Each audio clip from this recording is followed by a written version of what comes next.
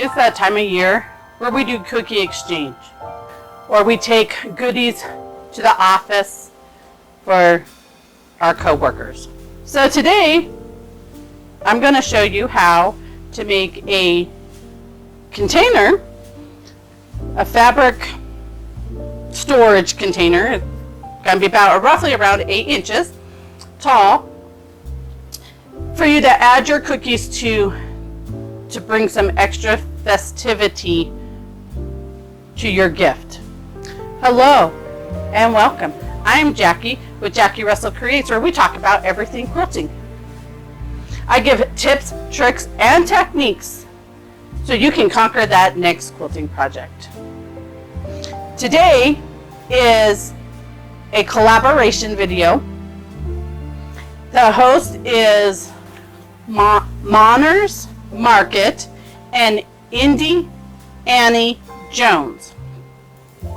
Their channel will be linked in the description below, as well as a playlist with all the other fabulous creators that are making cookies and a container to put them in. We'll be making our cookies a little later.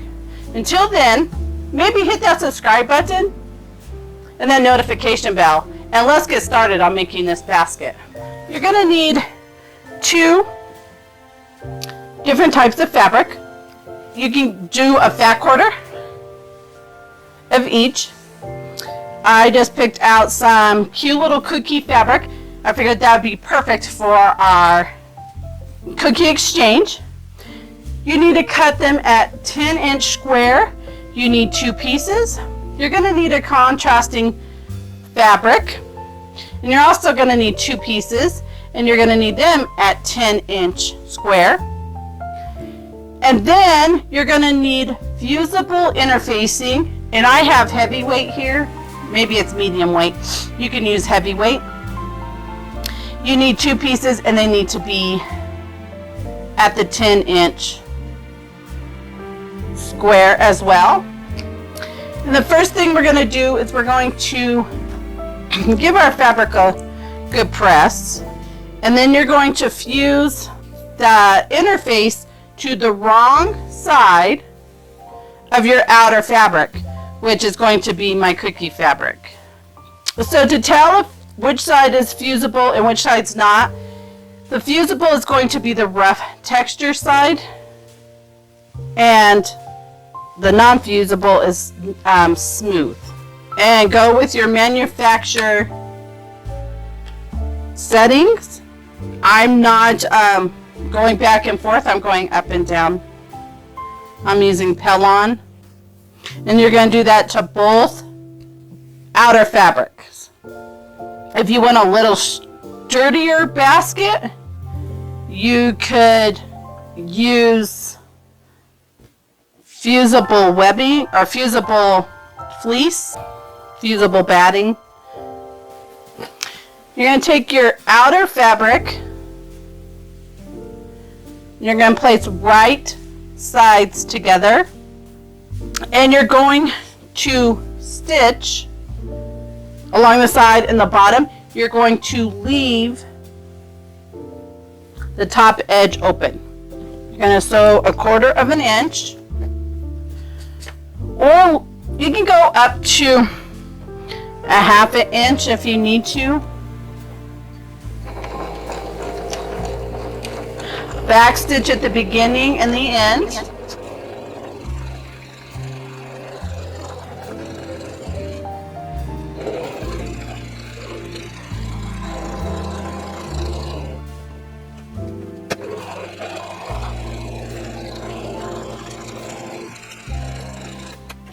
And we're going to do the same thing for our lining. You're going to put right sides together. You're going to stitch down the side and the bottom, leaving the top open. Stitch at the same seam allowance as you did on the top.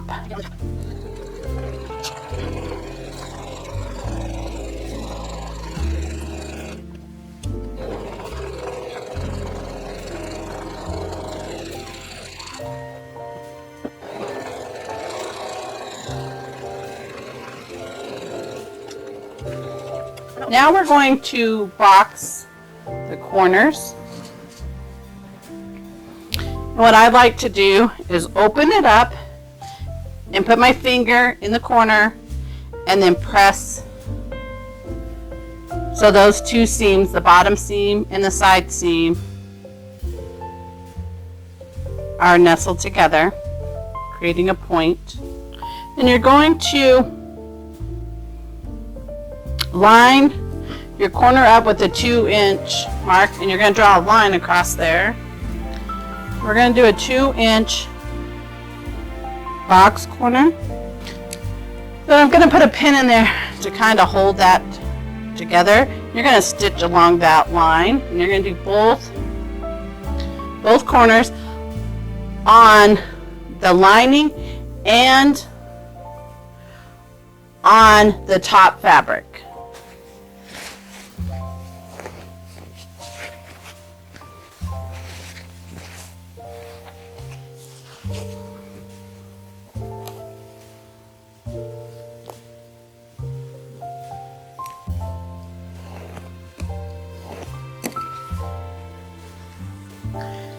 Now you just want to trim off this excess corners.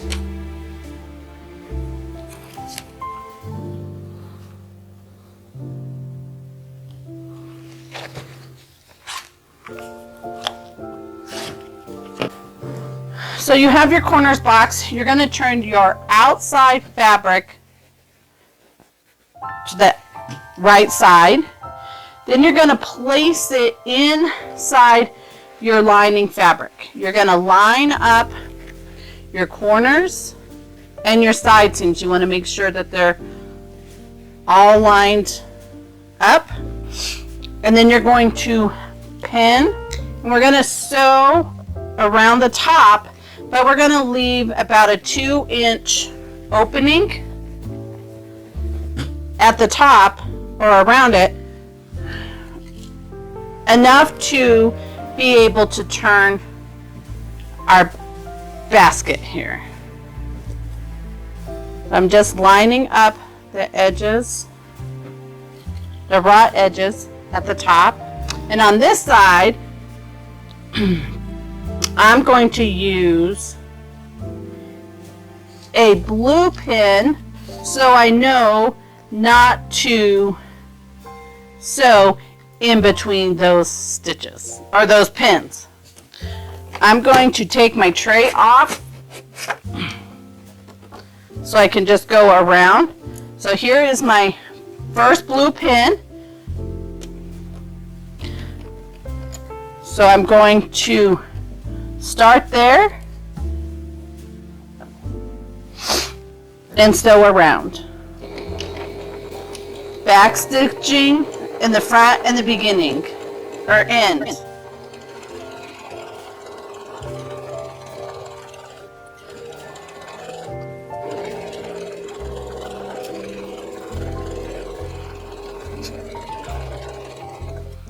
So then you're going to turn it right side, pushing your lining down into your outer fabric. Then you're going to want to kind of roll to get that seam rolled out, and then we're going to press this, and then you're going to take it to the sewing machine one last time and give it a top stitch to close where we had the opening and to give it a finished look. This basket can be reversible, so you can leave it just like this. Put your cookies in there, give it a little tie, or you can put your cookies in a cellophane bag and put them in and roll down the top like that. And because this is reversible, you can flip it and have your lining fabric on the outside, and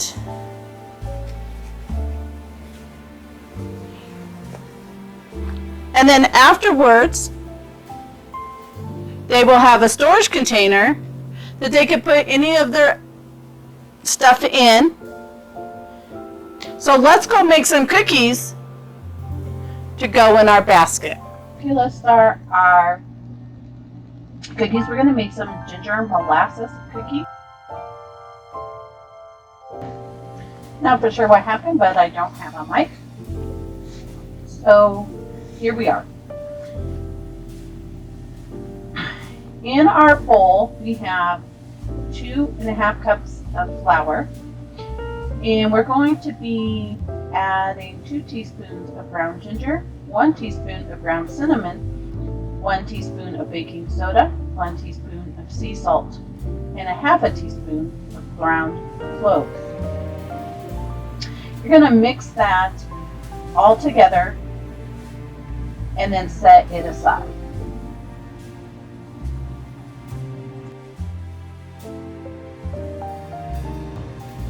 I will have the recipe linked down in the description as well as in the pinned comment.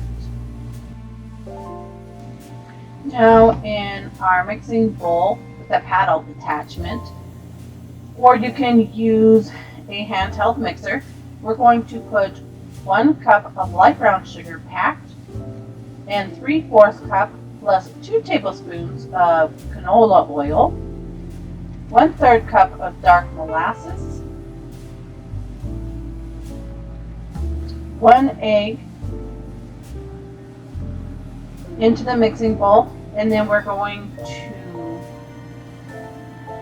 mix it, and then you're going to scoop some of the dough up from the bottom to help make sure that all the stuff gets mixed in together.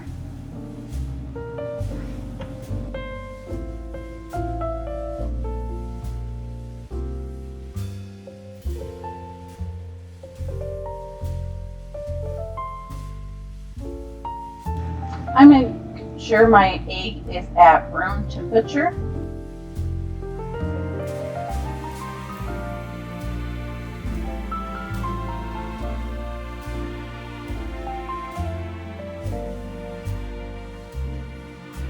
You are mixing on low speed. I have mine set about 2 or 3 on my KitchenAid.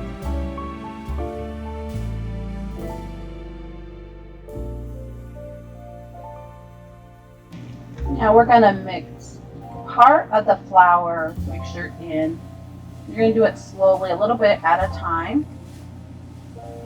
You want to make sure that it is all incorporated before you add the rest of it in.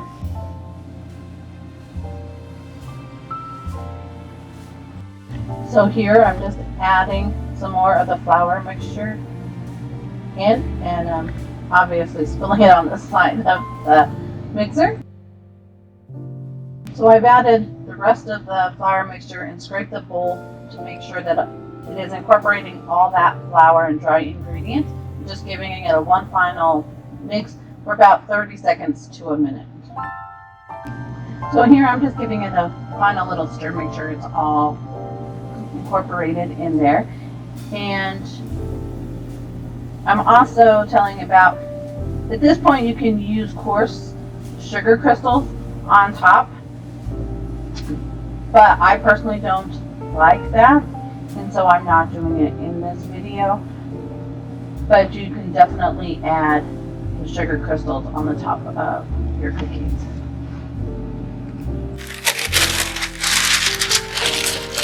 Now you can use an ice cream scoop, or I just use a spoon.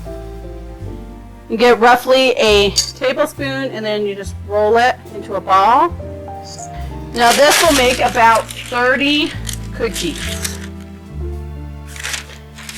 So if you were going to do these with the sugar, you would make your ball, then you would just roll the top part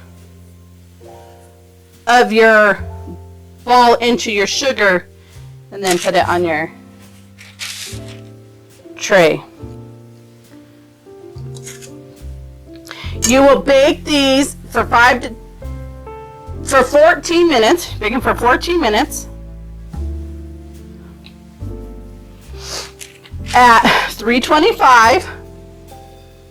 Then you'll remove from the oven and you'll allow to cool for 5 to 10 minutes. Then you can enjoy them warm or store them for later days. So I'm going to continue to roll these out and get this tray in the oven. So our cookies are baked. They're nice and soft. And they're cooled. And they're so delicious. So we put them in a cellophane bag.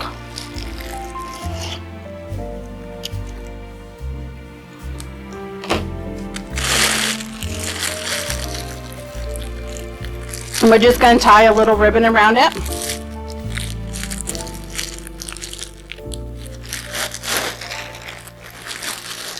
And sit them inside our little bag.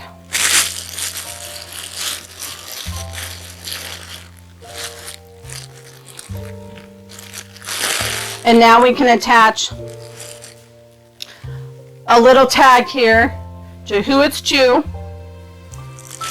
who it's from, and they have a cute little bag for that their cookies are in, but they can also use it later on to store other items in.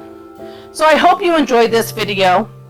Please be sure to check out the playlist in the description below and check out all the other collaborators and see what creative baskets or trays that they came up with and what type of cookies they made. And until then, happy quilting and baking.